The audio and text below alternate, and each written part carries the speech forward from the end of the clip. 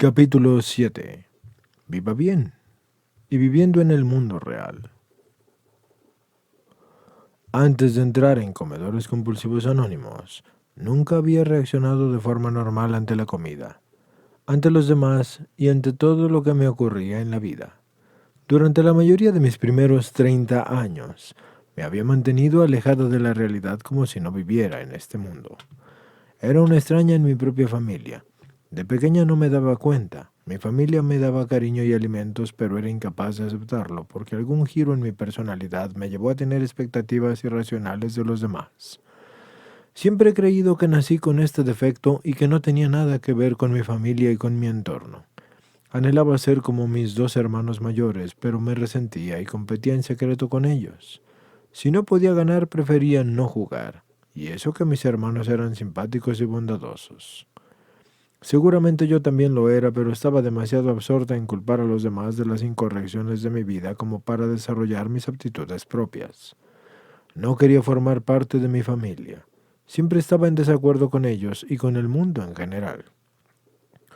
Desde la guardería me sentía distinta a los demás. Las amigas que tenía eran más guapas que yo, lo que significaba que no estaban gordas, por lo tanto eran mejores que yo. El resto de mis compañeros no eran suficiente para mí y todo el mundo era mi rival. Durante el recreo me escondía en los arbustos deseando poder quedarme allí para siempre. La comida era mi única compañera. Una vez que mi madre me regañó, estaba tan enfadada que deseé que se muriera. Estaba enfadada, pero me sentía culpable por tener ese deseo, y en mi interior sentía que tenía ganas de llorar.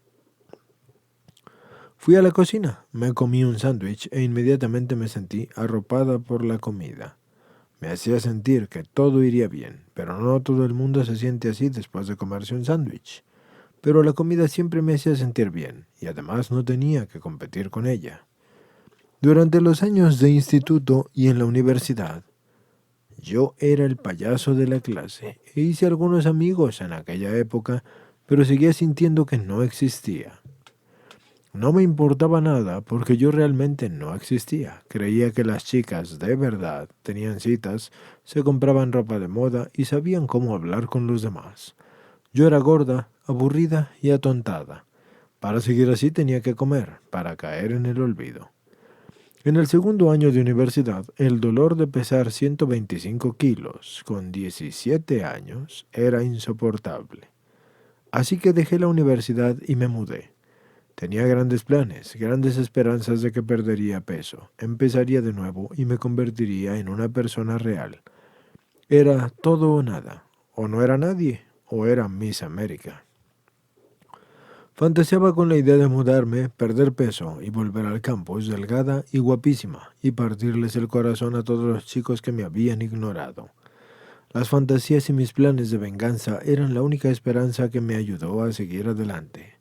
Conseguí un trabajo en el bufete de abogados de la ciudad y descubrí que me gustaba el trabajo de secretaria eficaz. La gente del trabajo me trataba con respeto y me escuchaba y me sentía yo segura de mí misma. Conocí a una chica con sobrepeso y decidimos ayudarnos la una a la otra a perder peso. Hicimos una dieta rica en proteínas y perdimos algunos kilos y no pasábamos más que horas al teléfono.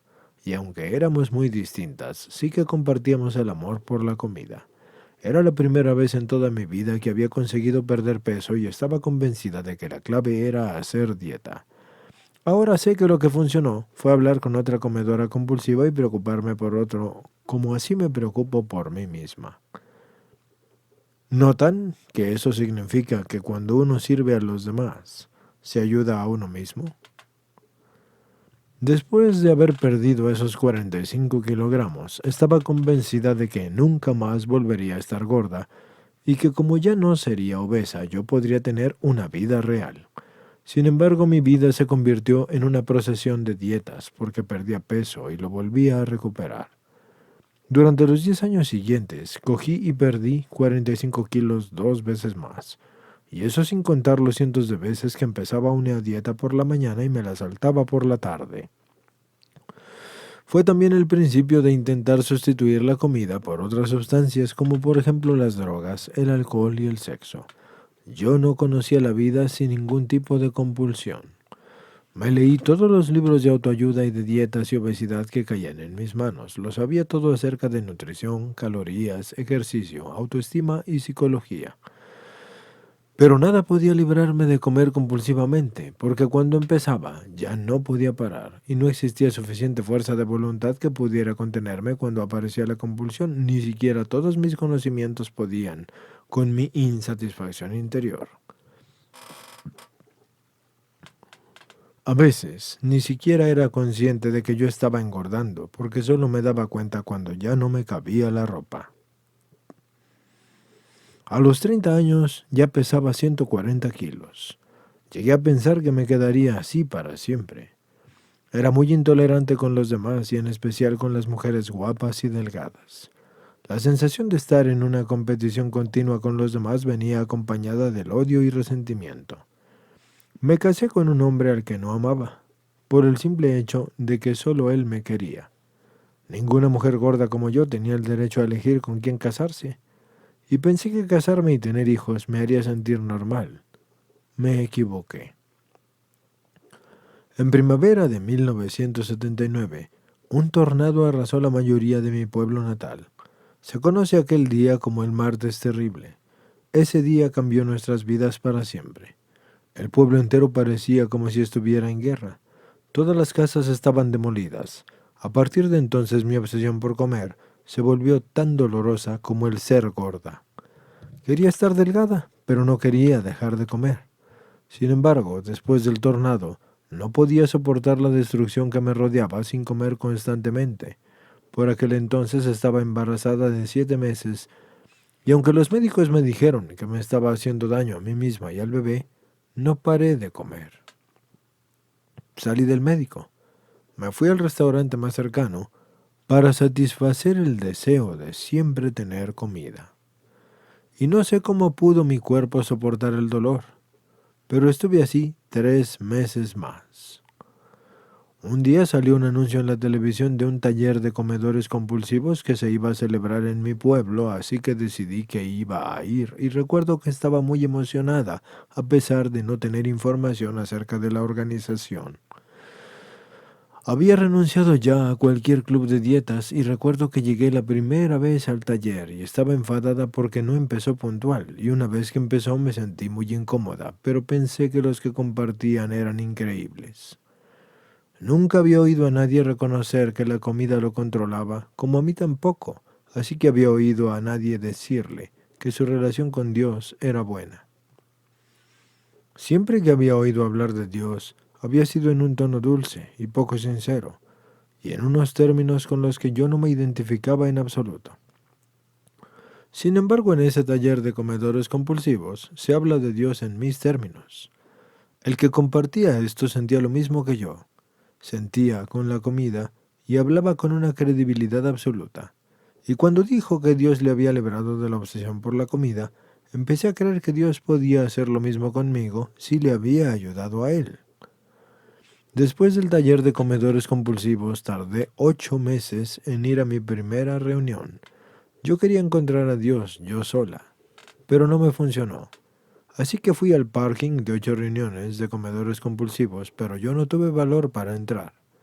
Mi miedo tenía mucho poder, pero el dolor de comer compulsivamente era tan intenso que me las arreglé para salir del coche e ir a la reunión. Estaba obsesionada con que alguien pudiera reconocerme. Estaba irritada porque solo había 9 personas, todas mujeres, y encima una llevaba el mismo vestido que yo. ¿Cómo se atreve? Tenía la mente tan ocupada que ni siquiera escuchaba lo que se decía. Así que Dios obró en mí aquella noche. Al final de la reunión me compré el libro grande, a ver si me ayudaba a recuperarme y no tenía que volver a ninguna otra maldita reunión de comedores compulsivos. He escuchado muchos compañeros que dicen que en su primera reunión se sintieron como en casa. Yo no. Ir a la reunión significaba admitir que estaba gorda y odiaba eso con todas mis fuerzas. Y eso que he odiado muchas cosas a lo largo de mi vida. Empecé a leer el libro grande, sustituyendo la palabra alcohol por comida.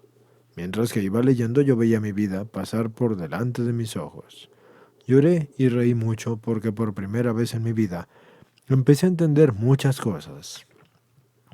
Aquella noche vi y oí todo lo que me había negado durante toda la vida. Yo no podía esperar para ir a la siguiente reunión de comedores compulsivos anónimos, para preguntar a los demás si a ellos les había ocurrido lo mismo con el libro, así que estaba emocionada. Al menos era real y estaba viva. Esto ocurrió hace 70 kilos y mi peso no ha variado más de 5 kilogramos desde entonces. Cuando entré en comedores compulsivos anónimos, no sabía mucho acerca de Dios y me gustó la idea de un poder superior a mi medida.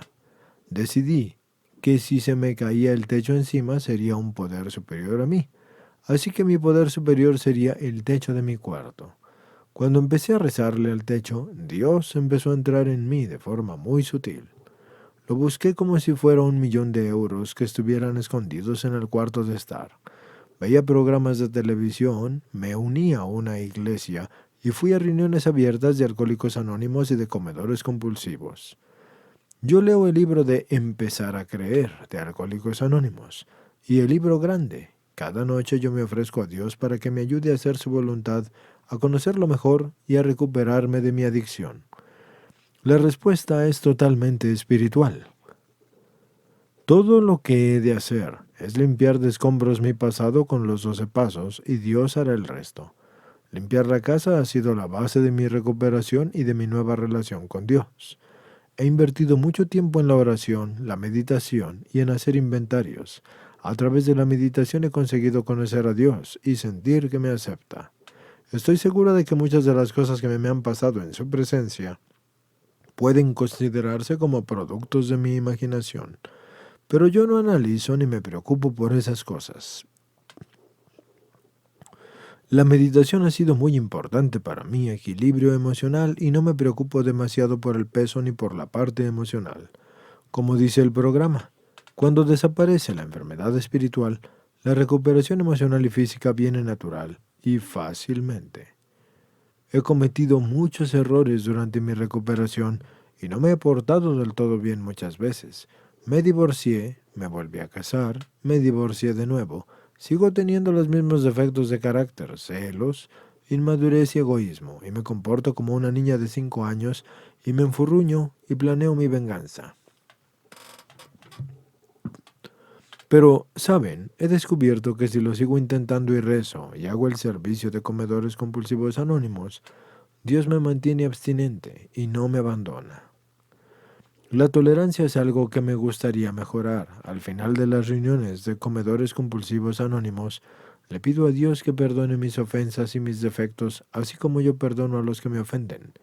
Reflexiono acerca de cómo perdono a los demás y puedo ser rencorosa, pero he descubierto que el resentimiento es el camino hacia comer compulsivamente. Tengo mucho camino que recorrer en mi recuperación, pero mi vida es mucho mejor ahora. Me preocupo por los demás, hago servicio y pertenezco a la comunidad de comedores compulsivos anónimos. La mayoría de los días estoy contenta y me llevo bien con mi familia y tengo una vida activa y productiva. La mejor parte es que ya no estoy obsesionada con la comida y ya no lucho contra la grasa. Al día de hoy puedo decir, riéndome, que hoy es un buen día si estoy abstinente. Y no estoy casada con mi primer marido, pero toda mi recuperación se la debo a Dios, a quien yo conozco personalmente. Estoy muy contenta de la evolución en nuestra relación desde que yo escogí como poder superior al techo de mi cuarto. Me gustaría decir algo del apadrinamiento. Algunos piensan que el padrino tiene que llevar más tiempo en el programa que ellos, pues mi madrina y yo llegamos a comedores compulsivos anónimos al mismo tiempo. Yo la quiero más que a ningún otro ser humano y lo sabe todo sobre mí, y la aceptación que tenemos la una de la otra es una muestra del amor de Dios. Las dos sentimos respeto por la enfermedad de la compulsión por la comida y por el poder que tiene. Ella me anima y me da fuerzas para vivir y amar y conocer mejor a Dios, que para ella es divinidad y amor. Cada día le doy gracias a Dios por esta mujer. Los beneficios de la vida espiritual son incalculables, y estoy agradecida de ser uno de los preciosos milagros de Dios. Con esto, señores, terminamos este capítulo y pasamos al siguiente.